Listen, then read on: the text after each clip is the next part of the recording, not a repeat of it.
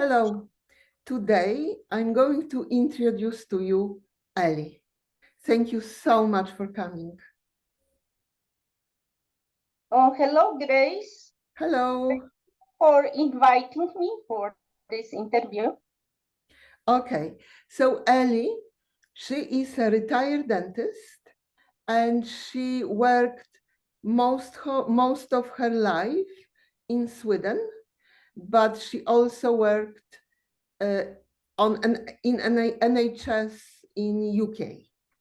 And very early on in her practice, she noticed that mentally ill people in hospitals or different places have a really big difficulty to make appointment. And also, I know someone who his tooth should be removed, but he was on painkillers all the time. So I would like to ask you if this is how it's always happened. Tell us how this works, why it's like that, the problem dentists have, and all everything. Yes, I work on NHS. There is a big problem for the patient who are on the mental health facilities because it's very important to have a registration with the National Health Dentist to get an appointment. If the patient have the dentist, then he is able to get emergency appointment to see his dentist. But as I am aware, many patients at the mental health facilities, they don't have any NHS dentist. They only have the emergency appointment, and then they refer for extraction to the dental surgeon, to the hospital, under sedation or under general anesthesia. Now we have to ask, why is that? One, that this patient need longer appointment with the dentist because they are scared of the dentist, but also the dentist must know how to communicate it with this patient. The patient are sometimes on a lot of medication. They are phobic, they have anxiety, they have difficulty to talk with the dentist, to communicate it. So we need some work together, maybe with the psychiatry team and the dental team together, for, as we call something in dentistry, for prophylaxis. That is, it's better to start to inform the people, to motivate the people to brush the teeth and to have a good diet. It's more difficult to treat the patient who has plenty of psychiatric drugs. I have treated all kind of patients, and I know that it's very important to have a good communication, to be a human and to be interested in the patient. We are treated a human, not only the teeth or the gums.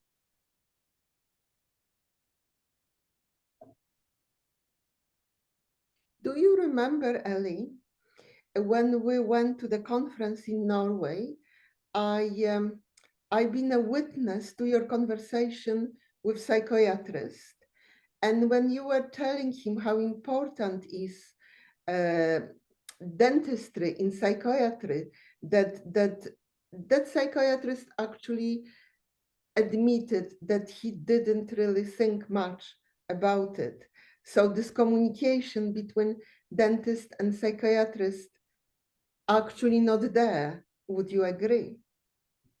Yes, of course, I remember we have been on open dialogue in Tromsø in Norway, but also I have the presentation about oral hygiene and nutrition at the mental health conference in Wales, in Cardiff. But I must say that the psychiatrist team are not so interested in this subject. So it will be necessary actually have the meeting and start to talking about importance of good oral health and nutrition in mental health.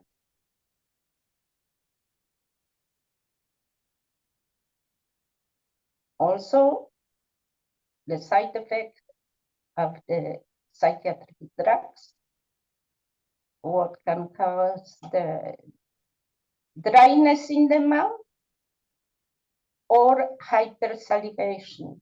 That means patient can choking during the sleep on saliva. Also problem with the muscle. Patient can clench the teeth, patient can grind the teeth, patient can be tired of grinding and bad sleeping during the night. There is actually a lot what we need to talk with the psychiatric team, I think. Also, another problem is the inflammation in the gums. As we know, the bacteria, they about 700 species in the mouth. They can travel by blood vessel to another part of the body, like to the heart and to the brain as well. There are new research what confirm about the travel of bacteria in the human body from oral cavity. But tell us, please explain what would be the solution for why actually the dentists are scared to see mental patient, and how could that be remedied? What can we do? What could dentists do? The best solution will be to visit the mental health facilities for the dental team, simple hygienist or dental nurse or dentist, to start to talk there with the patient and the staff. That is the good start to have a good communication and to learn to know each other.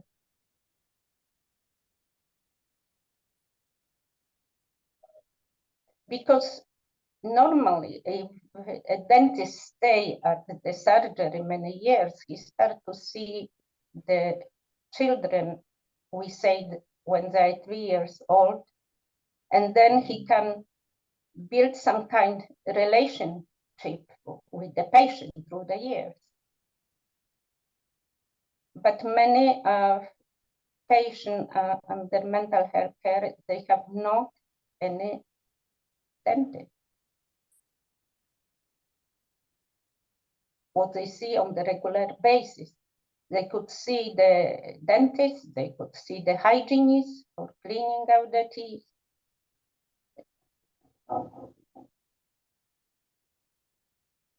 And I am very worried also because, as you know, there are over 3 million children who has antipsychotic drugs prescribed from years 3 to 7, was the new research. And we don't know how this will impact the oral health and the body health in the children. There is not any research yet. because the patient needs to have the saliva to chew. If the patient is dry in the mouth, they cannot chew properly. They cannot talk properly. So that's need to be assessed what another dentists are thinking about to prescribe these drugs to children and young people. That is something what we need to look at. Definitely. But you also mentioned that if we come back to mentally ill and why actually they cannot get appointment, and of course they are scared, but then if the dentist will allow more time, maybe we could somehow help that. What do you think? Yes, of course. If the dentist has some education in the relaxation technique, as I had, breathing exercise, and of course, the best solution is the music.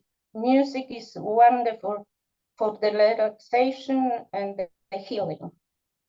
And especially if the patient has headphones on the ear, because music is vibration. And the vibration go through the nerves what are around the tree, and they connect with the big nerve, vagus nerve in the brain, and make the relaxation, yeah?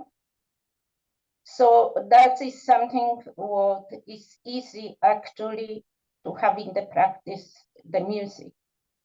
The music can the patient choose, or also if the dentist is interested in the music as a medicine, what I am doing now, then the dentist can suggest to the patient what he can do. And sometimes I told patient to come 10 minutes before appointment and listen to the music. And before patients start to listen, I done some breathing exercise together with the patient. And the patient need to sit, not lay down, because it's how you are feeling. You feel much better, comfortable when you are sitting and talk to the dentist. You are more scared when the dentist takes the chair backwards, yeah? So that is one thing. So we can do the exercise with the patient, yeah.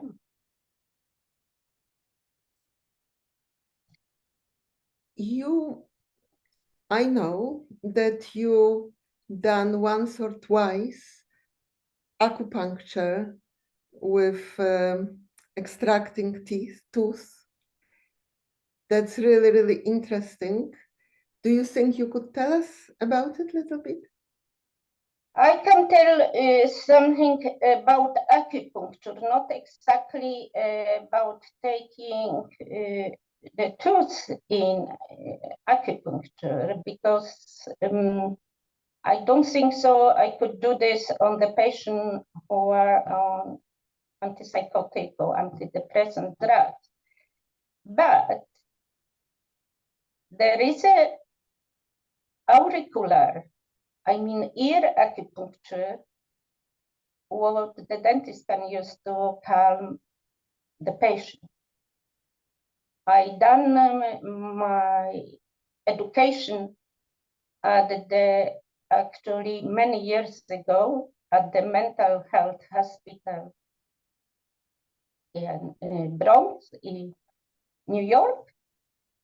And the point actually was for the addiction from heavy drugs, illegal drugs, as we say, but also alcohol. But some of the points are very easy to use to calm the patient. If the patient are scared of the needles, it's possible to use small magnets or small seeds. And I done this as well, yeah. for the patient who, if they want, of course. I need to ask if they like to try. So that is very interesting. That will be auricular symposium conference in Copenhagen in September. And I would like to invite the psychiatrists, the dental team, maybe, psychologists, also acupuncturists to come to this conference.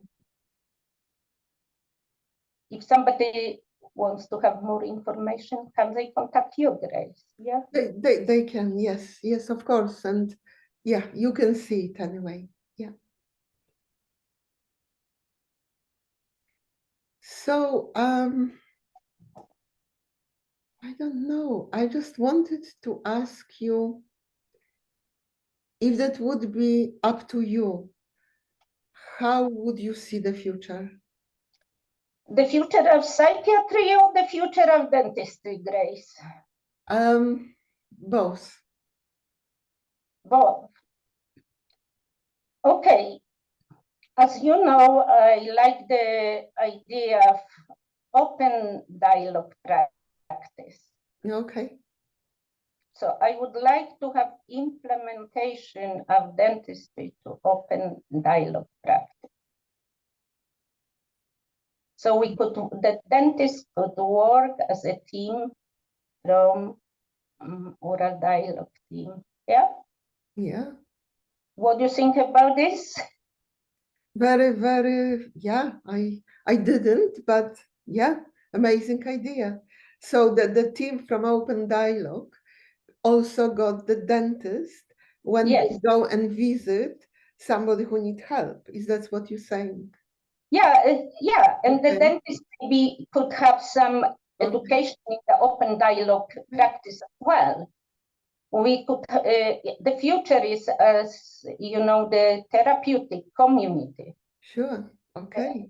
Not the institution. That is very bad solution to keep people locked so many years. Yeah. The future is therapeutic community and open dialogue. And dentists actually is very important in another human's life. They can talk with the dentist, they talk about the problems, happiness, everything what happened in their life. They share the life with the dentist. And that's actually happened to you. You had mentally ill patient and they were telling you their secrets and their issues. Telling me many things, yeah, of their life. I have all wonderful patients through the years. I like very much my patient and I have good communication and contact with my patient. I think it's the build relation with the patient. The mental, I don't like the word mental, I told you that, because mental is... In the future, maybe that will change. That need to change, but they need only a little longer time to open, to find the right way to the soul, because the body, mind, and spirit are together. Yeah.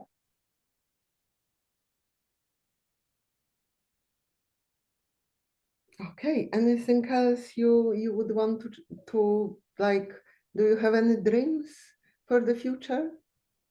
Yeah. One dream is to meet Dr. Chris Palmer. Okay. Talk with him about ketogenic diet. Okay. And oral health. Wow. Okay. Fantastic. So I want to also say that, as you say, let's help those vulnerable people, as Grace said. If more of all work together, we have more power for change. Yes, and that's amazing. That's what I wanted to say, that also, as you ask me to, if any dentist would like to connect with Ellie and maybe to be part of that change in dentistry, then please contact us. Well, thank you very much for coming. Thank you very much. Thank you, and please, yeah, the dentist can contact you, they can contact me, but Yes, also I am definitely. happy everybody who likes to contact me can contact me by you. Yes, definitely. Thank you Thank so you very much. much. Thank you. Thank you. Bye. Bye-bye. Bye.